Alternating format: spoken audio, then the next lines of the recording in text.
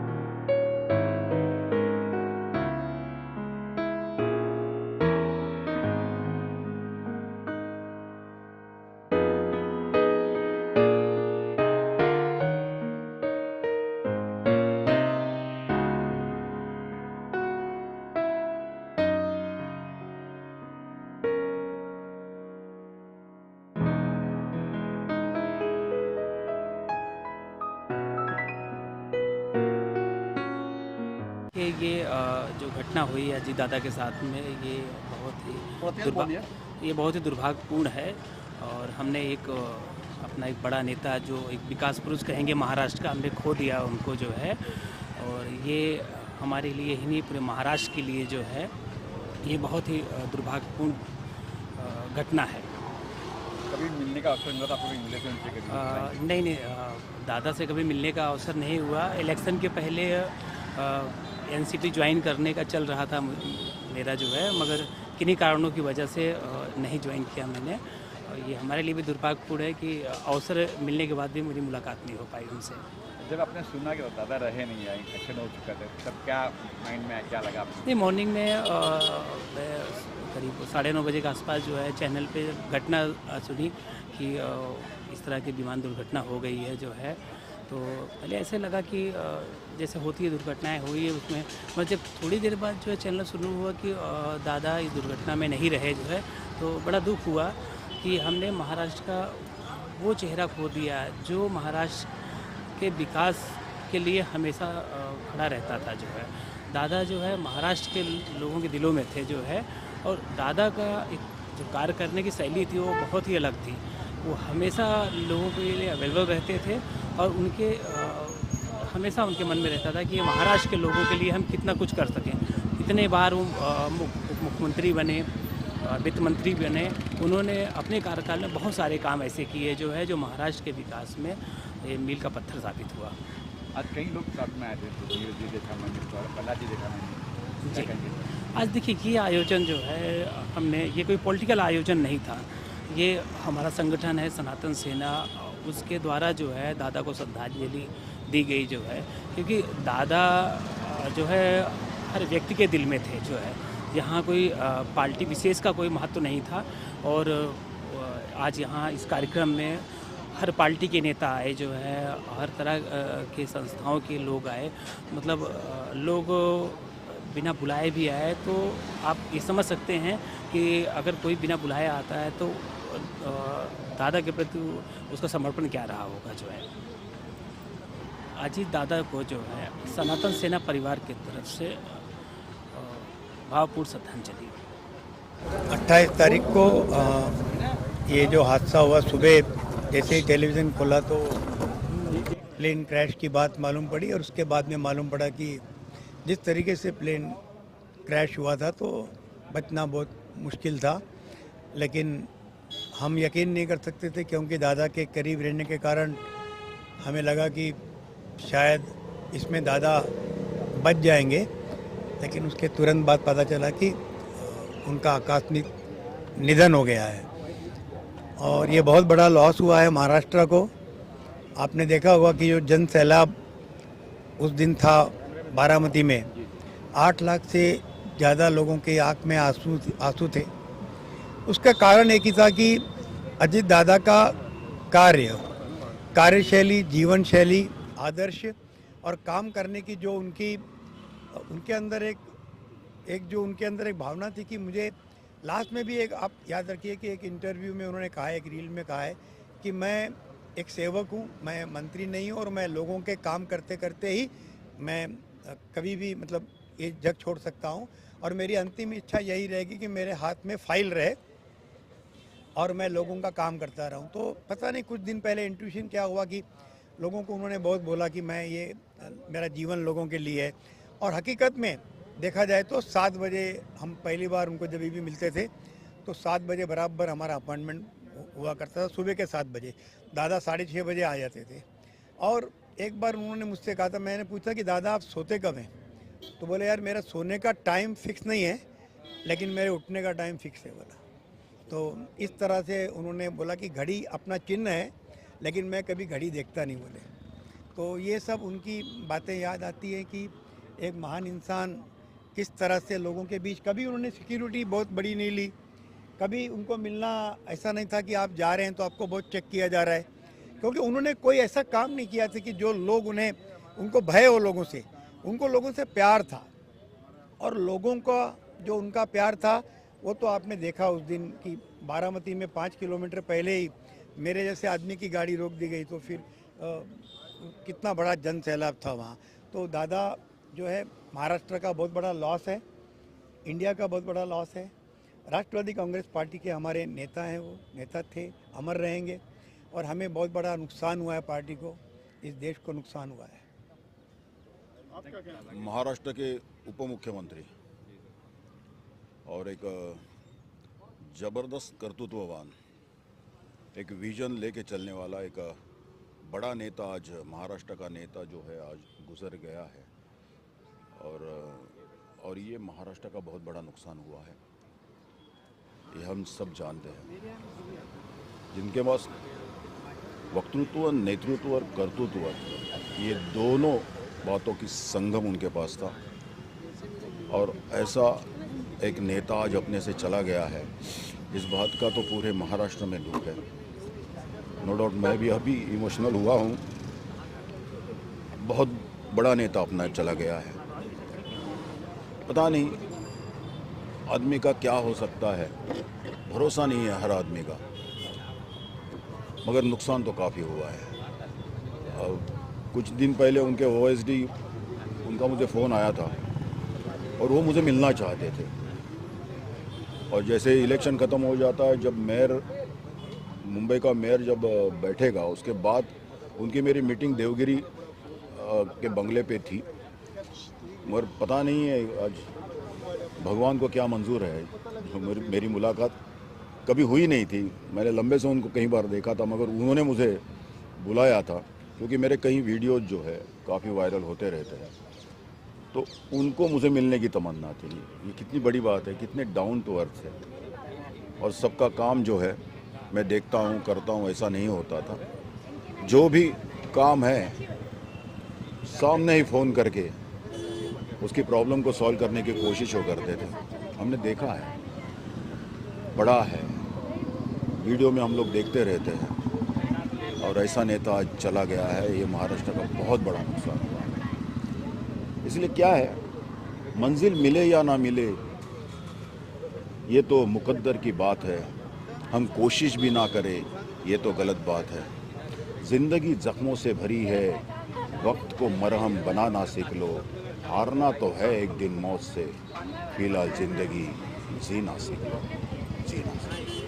बहुत बहुत धन्यवाद। सर्वप्रथम मैं दादा को श्रद्धांजलि अर्पित करता हूँ।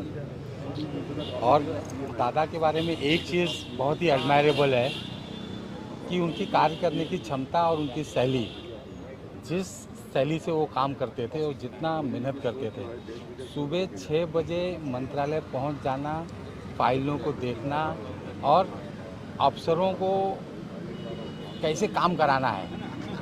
अफसर के नब्ज़ को अगर कोई नेता समझता है इस देश में तो अजीत दादा थे। और वो बराबर काम कैसे करा के लेना है वो करा के लेते थे। सुबह 6 बजे मंत्रालय में पहुंच जाना, देर रात तक काम करना। दादा के कार्य की जो शैली थी और जनता की नब्ज़ की जो पकड़ थी उनकी, वो विस्मरणीय है। वो मेरे ख्याल से कुछ ही नेताओं में ये गुण है। तो मैं पूरे महाराष्ट्र को, पूरे देश को एक तरह से जो क्षति पहुंची है ये अपूरणीय है, इसको पूर्ति नहीं की जा सकती है। और मैं दादा को बहुत बहुत मैं श्रद्धांजलि अर्पित करता हूं। धन्यवाद। कहने के लिए तो कोई शब्द नहीं है दादा के बारे में। मैं पिछले 27-28 साल से मुंबई में हूँ और पॉलिटिकल ना होते हुए बिकॉज मैं एक्टर हूँ, लेकिन मैं कंसर्न ज़रूर रखता हूँ मुंबई की राजनीति में। और दादा का जो कार्यशैली रहा और जिस तरह उन्होंने काम किया, उनके वक्तव्य जो हुए हैं वो ज़रूर सुना हूँ। और मुझे लगा है कि हमारे लिए एक बहुत ऐसा क्षतिपूर्ण हुआ है कि ये क्षति का भरपाई तो ऑब्वियसली नहीं हो सकता है। इनका सब्स्टिट्यूट कभी नहीं रहा पॉलिटिक्स में। ये अपने दमखम पर अपने तरीके से राजनीति करते रहे और मुझे बेसिकली बहुत पसंद थे अजीत दादा। और ये बहुत ही दुखद और क्या कहूँ मैं, रुदन स्वर्ग होता है कि इनकी राजनीति से इतने जल्दी चले जाना हम लोग के लिए सच में ये अभागापन है। एक बॉम्बे की राजनीति, महाराष्ट्र की राजनीति में और देश की राजनीति में ज़रूर कि हमारा ये दुर्भाग्य रहा कि हमने अजीत दादा को खो दिया। तो मैं भावभीनी उन्हें श्रद्धांजलि देना चाहूँगा और ज़्यादा क्या कहूँ उनके बारे में। मैं सर्वप्रथम दादा के शोक सभा में उनको मनपूर्वक, हृदयपूर्वक श्रद्धांजलि देता हूं उनके चरणों में। भगवान उनकी आत्मा को शांति दे और हमारे बीच से वो हीरा चला गया। ऐसे हीरे बहुत कम मिलते हैं। महाराष्ट्र का इतना बड़ा नेता कि मेरे पास शब्द नहीं है बोलने के लिए कि दादा का कद कितना बड़ा था। मैं भारतीय जनता पार्टी में हूँ, लेकिन हमेशा दादा के टच में था। बहुत यंग एज से मैंने उनसे बहुत चीज़ें सीखी भी हैं। कई प्रोजेक्ट मैं कर रहा था, उसमें दादा इंचार्ज थे, मुझे उन्होंने गाइड किया। इतना डाउन टू अर्थ था, मैंने नेता तो नहीं देखा महाराष्ट्र में। और उनके चले जाने का गम हम सभी देशवासियों को है। एक बड़ा नेतृत्व, एक बड़ा नेता हमने खो दिया। और मौत तो सबकी आनी है, ये तो सत्य है, लेकिन दादा जिस तरह से चले गए ये अभी भी मन को यकीन नहीं होता है। और क्या कहूँ उनके परिवार के बारे में। उनके परिवार में तो सभी राजनीतिक ही हैं। उनके परिवार को इतनी बड़ी घटना से उभरने की हिम्मत दे।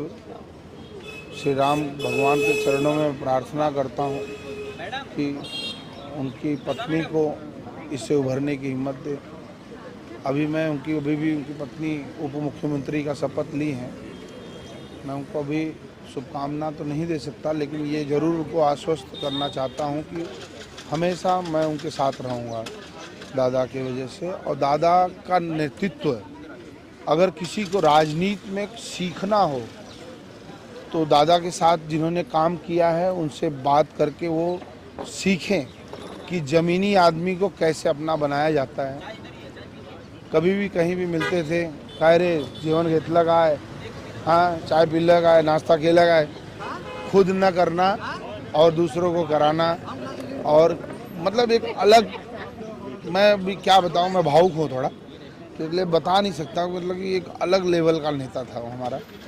और कहा जाए तो देवेंद्र जी, हमारे मुख्यमंत्री साहब, हमारे शिंदे साहब, सब उनकी बात मानते थे। इतना सीनियर कैडर और इतना शार्प डिसीजन मैंने किसी नेता को अपने जीवन काल में तो लेते नहीं देखा। मैं दादा के पुनः उनके चरणों में श्रद्धांजलि अर्पित करता हूं, और कुछ दादा से सीख सका तो भविष्य में उसका प्रयत्न जरूर करूँगा। धन्यवाद। उससे अपनी बात शुरू करूंगा कि रहने को सदा दहर में आता नहीं कोई, तुम जैसे गए ऐसे जाता नहीं कोई। महाराष्ट्र की राजनीति में एक अमिट नाम रहेंगे दादा। उनकी जो राजनीति थी वो बहुत ही स्पष्टवादी थी। जो भी कहना रहता था, जिसको भी कहना रहता था, वो सीधे तौर पे, साफ तौर पे मुंह पे कह देते थे। इस तरीके के छवि वाले नेता बहुत कम राजनीति में देखने को मिलते हैं। ये हमारा सौभाग्य था कि महाराष्ट्र की राजनीति में वो इतने सक्रिय और इतने बड़े नेता बने। मैं अंतिम वाक्य यही कहूँगा कि दादा जहाँ भी हैं, ईश्वर उन पर अपनी शरण में ले, बस इतना ही कहना चाहूँगा। महाराष्ट्राचे उपमुख्यमंत्री अजितदादा पवार यांना मानाचा मुद्रा आणि दादांनी भरपूर काम केलेलं आहे। पूर्ण तळागाळात जाऊन दादांनी भरपूर काम केलेलं आहे। आणि अजितदादा, आम्ही लास्टपर्यंत आमचं ध्येय पडेपर्यंत तुम्हाला विसरणार नाही, हे आमच्या हृदयामध्ये आहे। दादा कधी आता भेटतील त्याचं हे नाही, पण आम्ही खूप हे झालेलं, भाविक झालेलो आहोत। दादांचं खूप मोठं काम आहे आणि दादा आम्हाला कधी मिळणार नाही, आम्ही खूप त्याच्यावरती ऑप्शन आहे। पण अजितदादा, तुम्हाला आम्ही ह्या इकडनं श्रद्धांजली देतो।